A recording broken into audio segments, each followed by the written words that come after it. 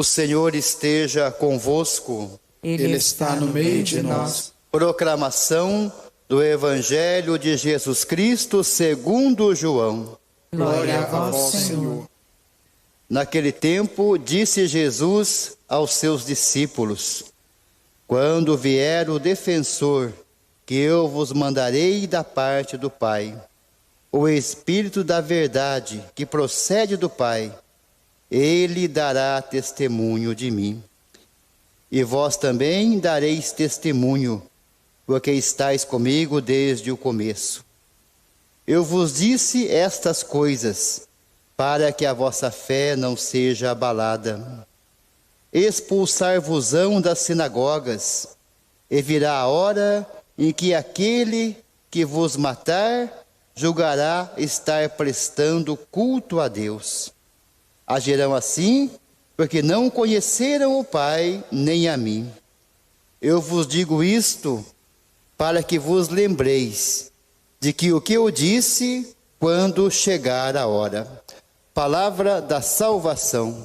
Glória a vós, Senhor.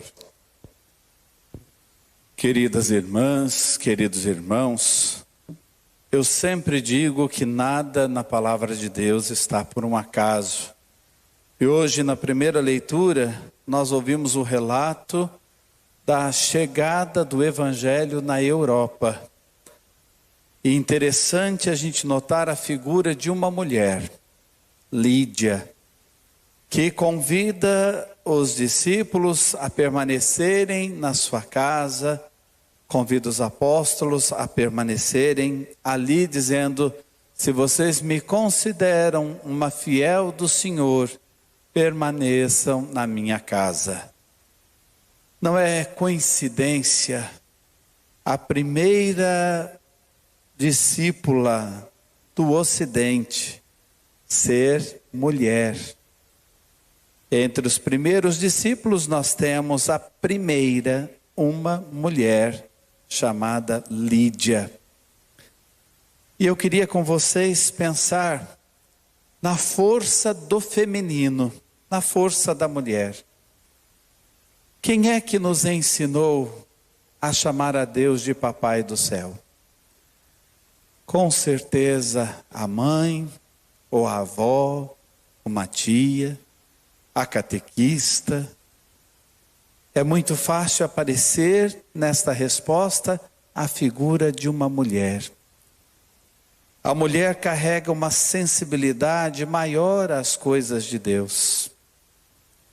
A mulher carrega uma sensibilidade que faz parte do feminino e que tem a ver com a ternura, tem a ver com um amor que se aproxima muito do amor de Deus.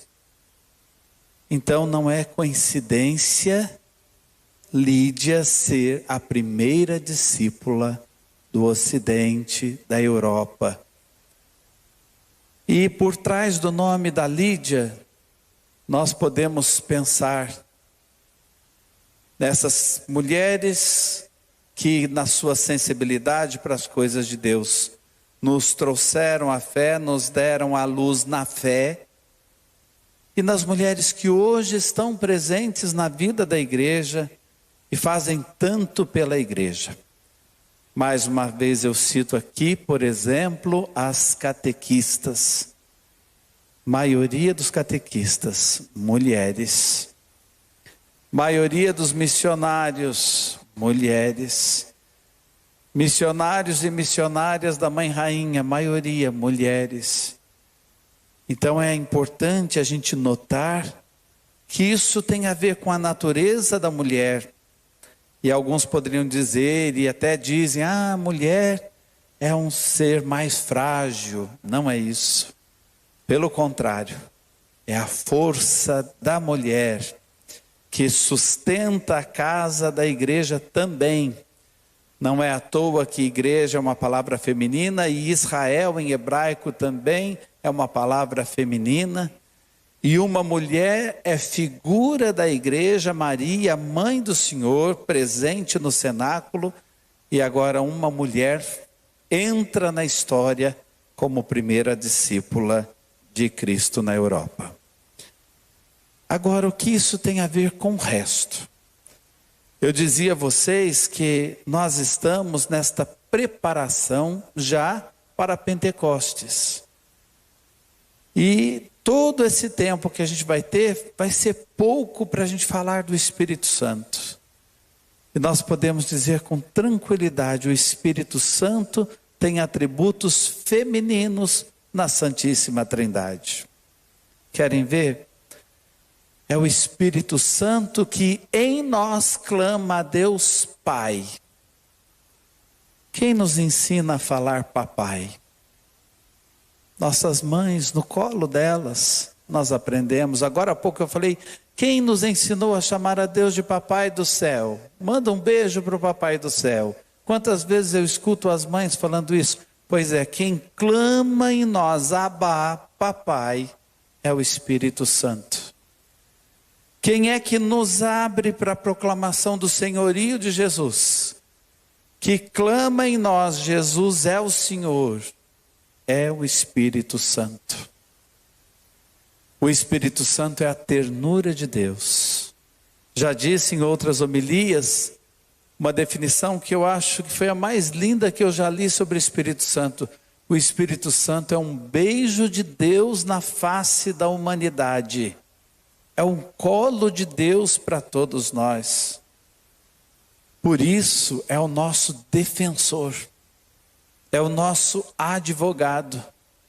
É aquele que diz, olha, a dívida dele está paga, a dívida dela está paga, Jesus pagou na cruz, agora eu cuido dele, eu cuido dela. O mundo pode nos renegar, o Espírito de Deus não nos deixa órfãos. O mundo pode nos deixar sozinhos, o Espírito de Deus não nos deixa, Ele está junto a nós como um advogado, Ele está dentro de nós com um amor infinito e faz com que sintamos o amor de Deus. O Espírito Santo tem atributos de mãe. Quando a gente faz alguma coisa errada na infância, muitas vezes a gente acaba buscando o colo da mãe e quando a gente já começa a entender alguma coisa até diz, não conta nada para o pai. A mãe é a defensora.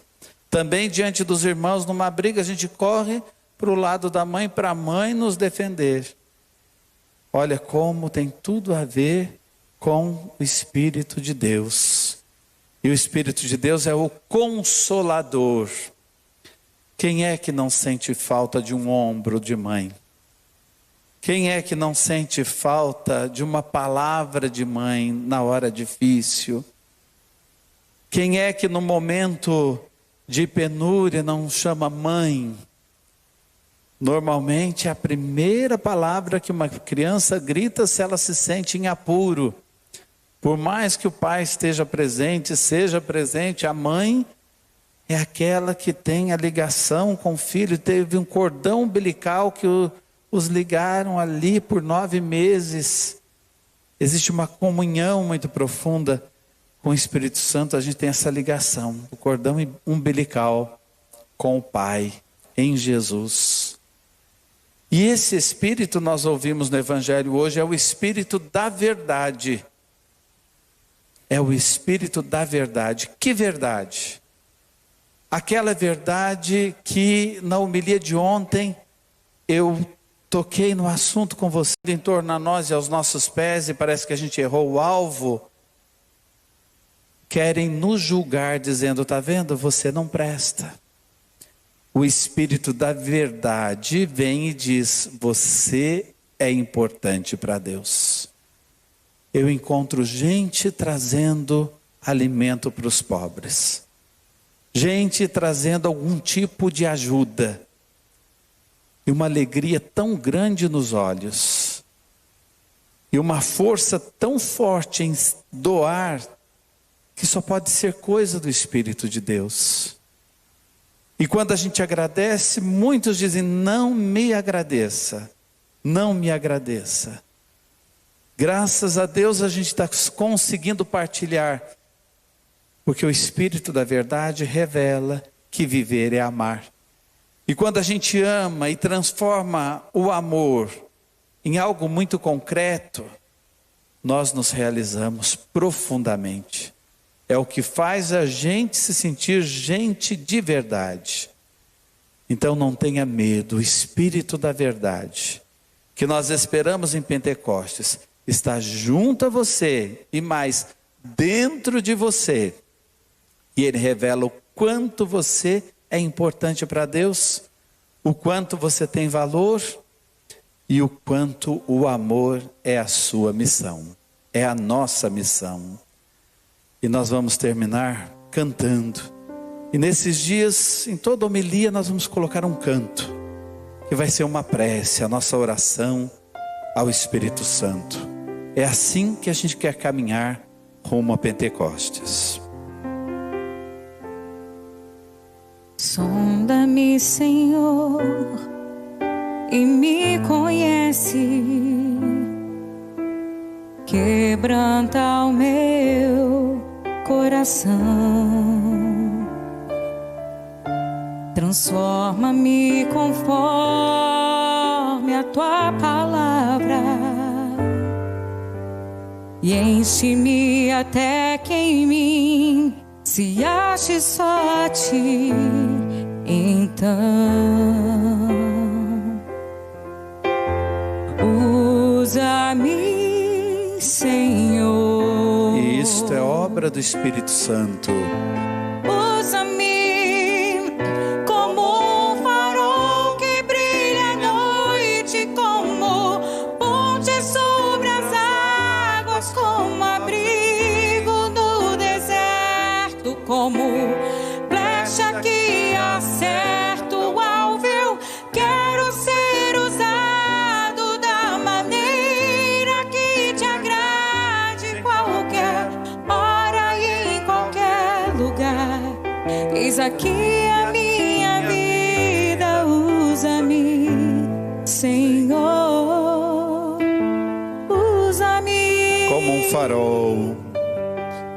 como um farol que brilha à noite, como ponte sobre as águas, como abrigo no deserto, como flecha que acerta o alvo. Eu quero ser usado da maneira que te agrade, qualquer hora e em qualquer lugar.